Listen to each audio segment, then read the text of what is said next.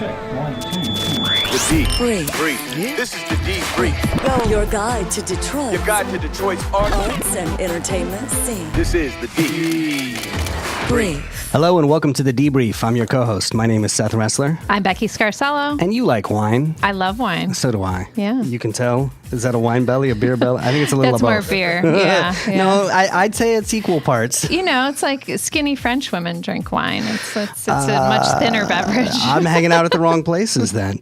Speaking of which, there is a brand new place here in Detroit. First time in 6 decades that we've had one of these. It's a vineyard. And it's called... Isn't that amazing? Yeah. Yeah. 60 years. That's a long time to go without wine. I've never gone that long without wine. Ever in my life. Well, because you're not 60. But That's yeah, true. Yeah. That's among the reasons, but that's not the top reason. True. I'm going to tell you right you now. You could never make it that long. Yeah. Well, they just opened the very aptly named Detroit Vineyards, and we have two of the folks. We have the general manager, co-founder, and owner, Blak Kownacki, and he's brought along with him Thomas Roberes, who is the community affairs coordinator. Guys, welcome to the podcast. Hello. Thank you. Thank you for having us. Well, congratulations. I know the opening just happened. How's it going? Yay. Awesome. I know. Awesome. It was a long run-up. I bet. You're still standing, you know. So that's barely, but Yeah, so we talk about the opening, but you've been working on this for years. Many years. Yeah. We've been talking. Seth was just saying decades. So this has been almost a decade in the making. It's been a long pathway to get the doors open, which just happened on May 3rd. But I have been focusing on this project for over 9 years. And there's a combination of both grape growing and wine making that is happening at Detroit Vineyards. And so we are the first winery in 6 years. Thank you for acknowledging that. I appreciate it. First winery in the city of Detroit over the past 60 years. But we're growing grapes here as well. In fact, on May 18th, we are planting one of the largest urban vineyards in the world in the Morningside community, which is on the northeast side of Detroit, Barham and Mac. And it's a community-oriented event. We'll have a bounce house for the kids. We'll have face paintings. We'll have a barbecue, DJ, all kinds of fun stuff. But most importantly is it's an educational experience for the people that live in the neighborhood to come out and learn about the art of viticulture. And when we say viticulture, we mean the science of grape growing. And so what we are attempting to do with this Morningside Vineyard is teach people that live in the community how to grow grapes. And if they are so inclined, Detroit's a wonderful place to grow wine grapes. And from there, if they are then so inclined, they can grow the grapes, and we will then buy them back from them. So it's not about us buying buying land all over the city. It's about teaching the residents that live here how to grow grapes and then cultivating a viticultural community where we can then have enough fruit to sustain our winemaking program. Wow. I think that's a fascinating way of taking a challenge and seeing the opportunity and bringing it full circle. You know, it helps your business, helps the community. Obviously, in Detroit, we've got all this extra land, and we could be just worried about abandonment, but you're using it for something really awesome. And you said something that interests me, that Detroit's a great place to grow grapes. Why is that? Well, that's the first and foremost, that's the reason why we're here, because Detroit has a microclimate that's very specific for growing world-class wine grapes. So it's not just this notion that, oh, Detroit's a cool place to be and slap the name Detroit on it. It's actually one of the best places in the Midwest to grow high-quality wine grapes. When I was living and working overseas making wine, and being from here, I knew I was coming back here, and I wanted to bring the knowledge that I was getting from winemakers overseas or in California and bring that back to Michigan. And as I was looking at Michigan, Traverse City is wonderful. It's beautiful. So is Southwest Michigan, but I never understood why people weren't doing it here in Southeast Michigan. And I think one of the reasons that people didn't do that is because Detroit's considered an industrial city, right? But at the same time, it's 140 square miles. That's a very, very large footprint of a city. You can fit Chicago, Boston, and New York all within the footprint of Detroit City. And so with this amount of land mass where we didn't develop here upwards, we developed outwards, what was going on with all this land? We have 80,000 vacant lots here in the city of Detroit. And so looking at it, by looking at it, I was pretty impressed by the climate data, let alone the soil data. As a grape grower, so I not only make wine, but I also grow grapes. And so making wine in a city is a very easy thing to do. You open up a winery, and you can get grapes from wherever, whenever. But growing grapes in an environment is really what winemaking is all about. We are as winemakers, we are so into the microclimate. We're so into our region and expressing regionality. And so looking at the climate data and knowing that Michigan is on the come up in terms of a winemaking region, why not Detroit? And most people would say, well, it's an industrial city. That's why. But we have a scattered history here where we now have all of this vacant land. And what do we do with this vacant land? And so many people are coming up with brilliant ideas of how to reimagine Detroit. And by no means is the city is a blank slate, because if you go out and you walk the streets and you talk to folks here that live here, they're going to tell you it's not a blank slate. Yeah, you better not say that. No. No, not at all. Exactly. So, but what is the proper reimagination of it? And everybody has these great ideas, and they're coming in, and they're bringing these ideas, but you can't just tell folks in the neighborhood, I have a great idea. Now let's all latch onto it and try it. You have to take the time, go door to door, and spend the time with the people that actually live here and have been here for a very long time, and hear what they have to say. So if I wanted to put in a rhubarb farm, tomatoes, potatoes, whatever it may be, the community has an opinion about that. And so we have to take the time to listen to those opinions, and then we have to then explain to the community why we think what we're doing is a worthwhile venture. And grapes are, in my opinion, a great venture, because I'm a winemaker and a viticulturist, and I love wine country, right? Like, who doesn't love wine country? And so we've taken that time and we've done that and explained to residents in neighborhoods why we think viticulture would be a positive benefit to the neighborhood, as opposed to a drawback. And you can't just put something in and fence it off in the city. You have to keep it open, in my opinion, so people can enjoy it and appreciate what you're doing. And I think with vineyards in particular, there's a certain aesthetic to them, visually, mentally, spiritually, if I can say that here. But Sure. It's like there's a very meditative process that happens when you go into a sea of vines, whether it's for that afternoon picnic or throwing a football with your kid. There's a really appealing aspect that can be helpful to, I think, to individuals if you spend the time there, which is why wine country is so popular. Why is Traverse City wine country so popular? There's a word I learned a couple of years ago that I love, and I say it as often as I can now because it makes me sound smart, which is terroir, which is, I think, what you're talking about, right? It's like, it's Sense that of taste place. of place. Can you talk about what you're growing here and what kind of wines you're making from it, but also how that's different than what they're doing in other places around the country or around the world? That's a great question, because terroir is what it's all about. Specifically as a winemaker, what I'm trying to do is represent the region that I come from. So same that we do with music, same that we do with art, same that we do with food. Wine is the same way, where it's a representation of where we come from.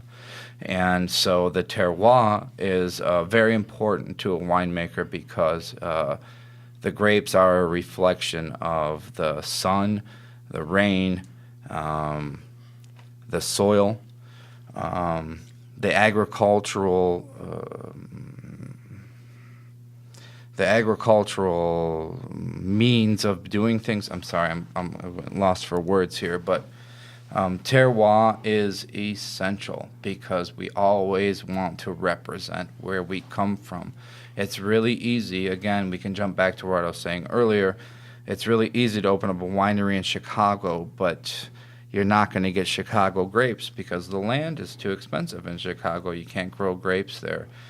And so with Detroit and with terroir, those two things are what we are doing at Detroit Vineyards. We're representing and reflecting the environment that we live in, that we breathe in, that we swim in. All of the things that make this city wonderful should be reflected into the grapes that we're growing here.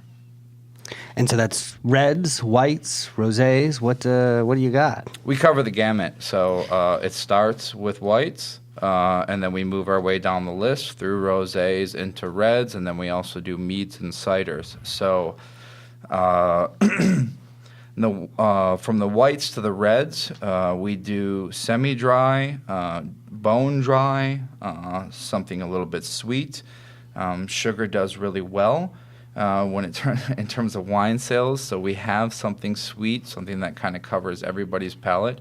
But dry is the most important in my mind. I am not a fan of sugar, particularly in my diet, and I don't like it in my wines. And the reason being is because when I put sugar in something, it tends to mask flaws. And we do not want to cover the flaws of our wines. We want the wines to be flawless in and of themselves. And so the wines that we produce, we try to limit the amount of sugar that we put back into the wine, because the wines should be expressing the region in and of itself without the added sugar that tends to cover that. And then we do also make meads. We do beekeeping here in the city, and so we utilize that honey for our meads. And then we do ciders as well, because we need to have a little something for everybody. And we buy the vast majority of our apples from northern Michigan, particularly Williamsburg, Michigan. And so we're a 100% Michigan program, 100% Michigan fruit, 100% Michigan honey. And as much as we can do Detroit, we are trying to do that. So can you tell us a little bit about your tasting room? That has a lot of history in it, the old Stroh's building. Well, please come out. If you're listening to this right now, we are at 1000 Gratiot Avenue. We're at the intersection of 375 and Gratiot Avenue. We're in the shadow of Ford Field. We have taken over the old Stroh's ice cream facility, which was empty for the past 10 years and is now occupied by Detroit Vineyards. The thing is with this facility is that most people say in Detroit, when you're looking for real estate, oh, the bones are good, right? Yep. But what we have found is, when somebody says the bones are good and you go someplace with a real estate agent, well, there's a tree growing on the rooftop. Yep. Or there is no roof, right? The bones are great, but there's not much more to it. The wonderful thing about this place is it was very well maintained, even after Stroh's vacated it about 10 years ago. And so the bones were good, but the guts were good. The electrical, the plumbing, the roof, everything was solid and in place. And the facility was made for food production, and in my mind, food and wine are one and the same. And so this facility was basically prepped for an operation like ourselves, where we had the space, the place, the capacity, and the wonderful, everything was still in place, again, with the electrical, the plumbing, and the sewage and all of that stuff. So we just came in, cleaned it up, and made it shine a little bit, and now here we are. Now, this was not the first place that you were looking at doing this, right? I mean, you were originally looking at Belle Isle. Correct, sir. Yeah. Belle Isle was the initial draw, and so we could jump back to if we wanted to get into a long conversation about the microclimate of Detroit and how wonderful it is for growing world-class wine grapes, specifically with its relationship to large bodies of water. We hear a lot in the state about the lake effect, which is why Traverse City and the lake, Southwest Michigan does so well. That was negated here in thinking about Detroit. Monroe County was the grape-growing capital of Michigan prior to Prohibition. When the feds moved into Detroit during Prohibition, everybody picked up and moved to the west side of the state to get out of the feds' eyes. And that's unfortunate because it is such a great place to grow world-class fruit. And so Detroit is not limited in any way whatsoever on that. It's just that the shifting of the tides made people move away from here, and nobody came back because then the cars came in, which is great, which is why Detroit is as wonderful as it is. But prior to the Industrial Revolution here in the city, Detroit was an agrarian place. When it was settled in the early 1700s, it was settled because it was a great place to grow food. But there is a certain aspect in relationship to the grapes here that was overlooked, I think, after Prohibition. And then with the vacating of all of the land in the past 30 years, now we're looking at different avenues of how to repurpose that land. The urban farming here is amazing. The urban farming community here is amazing. And I'm happy to talk and spend time with all these people because they're doing really cool stuff. We're just throwing grapes into the mix. That's awesome. So tell us how you're integrated into the Eastern Market community, because you're right there on Gratiot. There's such a synergy already there, food and beverage businesses. How are you hooking into that whole thing? Slowly but surely. Dan Carmody, who is the president of the Eastern Market Corporation, has done an amazing job. I don't think he gets enough applause for the work that he does, even though he does get a fair bit, but I think he deserves more. Because Eastern Market, its historic value, just off the rip, the Eastern Market's historic value speaks volumes for the city and what's going on in the city, right? And his vision for the area has really driven it in a way that keeps it authentic and real, as opposed to another homogenized place, another space that's just going to become McDonald's and Starbucks. No offense, Starbucks and McDonald's. But Those are our sponsors. Yeah, right. Right. but so, well, the fact that we are there, and Dan and I have been talking for many, many years, and I'm sorry, I may have missed up on the conversation about Belle Isle, but Dan and I have been talking for many, many years about this concept of growing fruit here in the city, and he's been a big proponent of that, and he's been very supportive of it, and I need more people like Dan in my life because he gets it. He gets the authenticity value because that exists within Eastern Market, but he also gets the fact that, hey, we can do agriculture here in this city and people can make money off of it and they can make a living off of it. So we were so blessed to then find this Stroh's Ice Cream Factory, which just lies within the borders of Eastern Market. And so now we're part of Eastern Market, and we are so proud to say we're part of Eastern Market. I don't want to say I'm downtown, man, because I'm not. I'm in Eastern Market.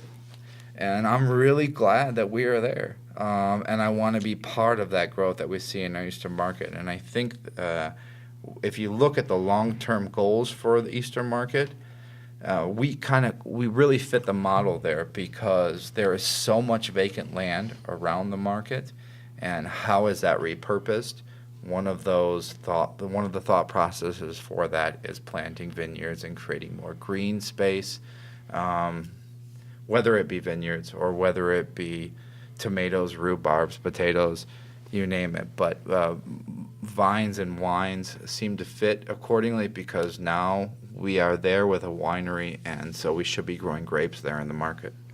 Thomas, I know that you guys have a couple of events coming up. Oh, yeah, definitely. So this episode is going to drop on the 17th, and you've got something coming up on the 18th. What's going on? Yeah, so like the general manager said, Blake, so we have a big planned event on May 18th, and one of the key things about this organization being part of Detroit Vineyards was when I was brought aboard, it was, Thomas, how could we enhance the residents in Detroit? It wasn't like this big organization just putting up an Eastern market and we're just going to be here. We're not going to do nothing else. We're just standing here. That was the first question that was told to me is, how can we make it better? So the way we made it better was me and Blake, we sat down and we had a lot of, spitball sessions, we call them, where we just spit ideas out to each other and see how we go back and forth. We were drinking wine. That could be another part of it. But eating some cheese. And let me have you pull that mic back just a little bit. There you go. Can you hear me now better? Yeah, that's Okay. better. So we were spitballing a lot of ideas, and we came up with 4 grand pillars. So our 4 grand pillars that we came up with that was key to any development further was, number 1, we want to eradicate blight land in the city of Detroit. It's as you know, anybody knows that it's in Detroit. We have a lot of vacant land. And one thing we said was we want to eradicate it, and not just eradicate it, but make it an oasis of green space. So a place where people can come and sit around and be a part of a community again. So this is not just a lot that I own or you own. It's a lot that everybody in the neighborhood can come together on something. So that was one of the big keys. So we want to eradicate the blight land. Number 2 was we want to teach lifelong skill sets. So viticulture is just one part of the tree. We want to know what's going on in the neighborhoods. We want to talk to the residents. We want to say, what's going on? What can we do to help make stuff better? So even if it's just helping you find another income stream just to help you pay your bills. But it was like, we want to be a voice for the community. So that was number 2.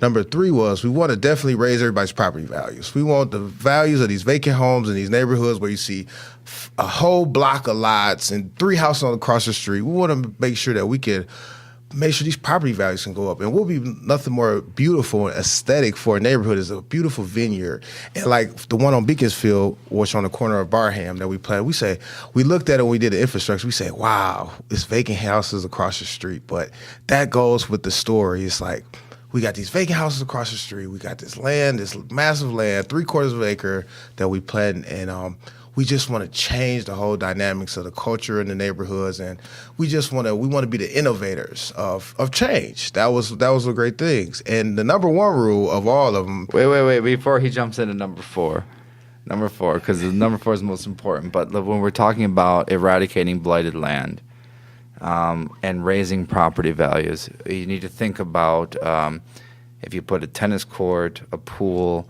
a basketball yard, something in your neighborhood, it slowly begins to raise property values because not only now are we getting rid of this vacant land, but we're also adding value to Absolutely. it, right? So we're putting an infrastructure in of these trellising system, these grapes, and what we're doing with wine is horticulture. So it's something that exists beyond just seeing your rhubarb, tomatoes, potatoes, plants. Right? He really likes rhubarb. I know. I've noticed that. I love rhubarb pie. Okay, I do. I'm sorry. I didn't mean to interrupt Thomas. That's okay. Okay, so we got through the 3, but the 4th one. All right, is number 4.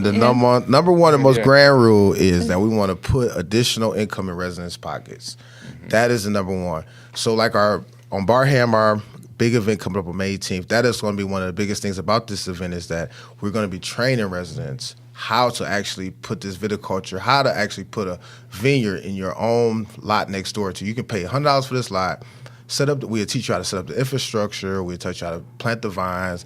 And all we want to do is create a new economy where it's a wine grape economy where you can actually sell these grapes for a premium back to us. Our goal is in the next 5 years, we want to get 50 tons of grapes out the city of Detroit. Wow. And I know it's a big goal. I know Blake look at me all the time when I say this goal, like, come on, man, you crazy. But I think it's with all the land, it's able to get done. We can get 50 tons of grapes out of the city of Detroit. I believe it's possible within the next 5 years.